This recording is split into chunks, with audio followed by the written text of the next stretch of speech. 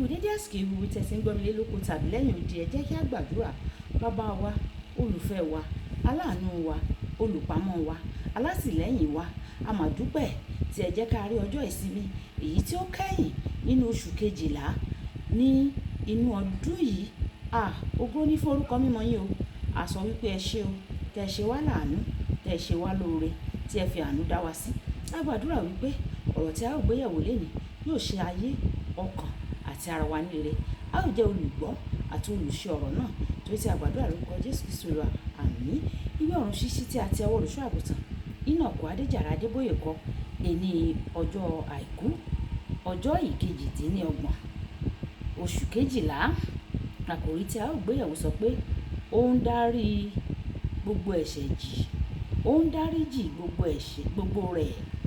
Nígbà tí a mú àkọ́sórí wa nínú ìwé Jòhánù kínní orí kínní ẹsẹ̀ ìkẹsàn-án, Jòhánù kínní orí kínní ẹsẹ̀ ìkẹsàn-án, bí àwa bá jẹ́wọ́ ẹ̀ṣẹ̀ wa, olótìtọ́ àti olódodo ni òun láti dárí ẹ̀ṣẹ̀ wa jì wá àti láti wẹ̀ wá nù kúrò nínú àìṣedéédéé wa gbogbo.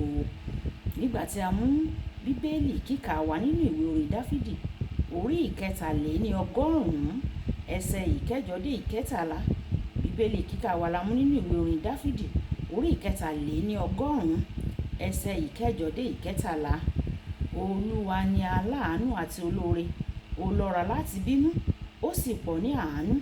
Òun kì í bá wa wí nígbà gbogbo, bẹ́ẹ̀ ni kì í pa ìbínú rẹ̀ mọ́ láéláé. Òun kì í ṣe sí wa gẹ́gẹ́ bí ẹ̀ṣẹ̀ wa, bẹ́ẹ̀ ni kì í san fún wa gẹ́gẹ́ bí àìṣedéédéé wa. Nítorí pé bí ọ̀run ti ga sí ilẹ̀, bẹ́ẹ̀ ni àánú rẹ̀ tóbi sí àwọn tí ó bẹ̀rù rẹ̀. Bí ìlà oòrùn ti jìnnà sí ìwọ̀ oòrùn, bẹ́ẹ̀ ni ó mú ìrékọjá wa jìnnà kúrò lọ́dọ̀ wa. Bí bàbá ti ṣe ìyọ́nú sí àwọn ọmọ rẹ̀, bẹ́ẹ̀ ni Olúwa ṣe ìyọ́nú sí àwọn tí ó bẹ̀rù rẹ̀. Wàyí ẹ tẹ́tí bẹ̀rẹ̀ jẹ́ o láti gbọ́ ohun tí olùṣọ́ àgùntàn Enoch Adéjàre Adébóyè ní fún wa ní èní ọjọ́ àìkú. Ní àwọn ọdún sẹ́yìn, Mùsùlùmí òdodo kan ó gbọ́ ìyìn rere ní àsìkò ọ̀kan nínú àwọn ètò wa. Ó sì di àtúnbí o. Ayọ̀ ńlá gbọ́ ọkàn rẹ̀ kan o. A sì bá a yọ̀. Lẹ́yìn ọjọ́ mẹ́ta, ó wá bá mi.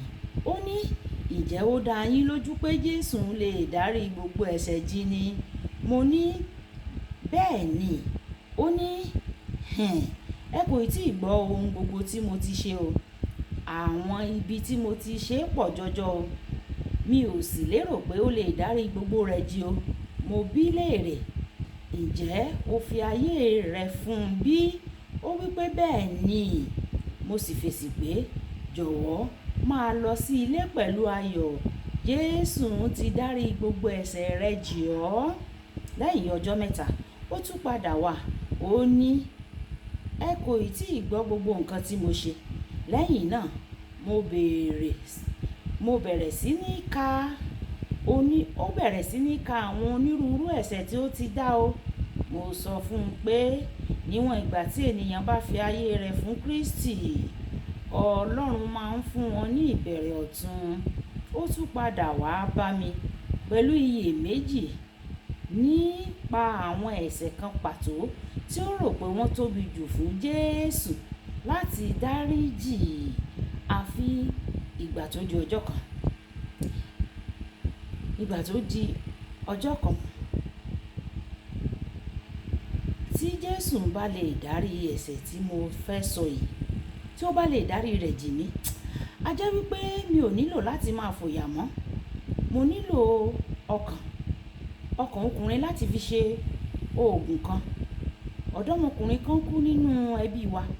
Mo sì lọ sí ibojì rẹ̀ lóru. Mo sì wú òkú rẹ̀. Mo sì gé ọkàn rẹ̀ jáde fún oògùn náà. Ǹjẹ́ ẹ rò pé Jésù lè dárí ìyẹn jì mí? Mo ní, mo wá sí bíbélì mi. Mo sì fi hàn nínú ìwé Jòhánù kínní orí ìkínní ẹsẹ̀ ìkeje. Èyí tí ó wí pé ẹ̀jẹ̀ Jésù Kristi ọmọ rẹ̀ ni ó wẹ̀ wá kúrò nínú ẹ̀ṣẹ̀ wa gbogbo. Mo wá bi í pé kí ni ìtumọ̀ gbogbo? Lẹ́yìn ìgbà díẹ̀, ó fèsì, "Mo rò pé gbogbo túmọ̀ sí gbogbo náà ni." Mo wí pé òtítọ́ nìyẹn. Kò kò ní ìtumọ̀ iye ẹ̀ṣẹ̀ tí o ti dá títí di ìsinsìnyí. Ní kété tí o bá ti fayé rẹ fún Jésù, Ọlọ́run dárí gbogbo rẹ̀ jì ọ́ nìyẹn. Kò sí ẹ̀ṣẹ̀ tó tóbi jù fún Ọlọ́run láti fi dáríjì ènìyàn.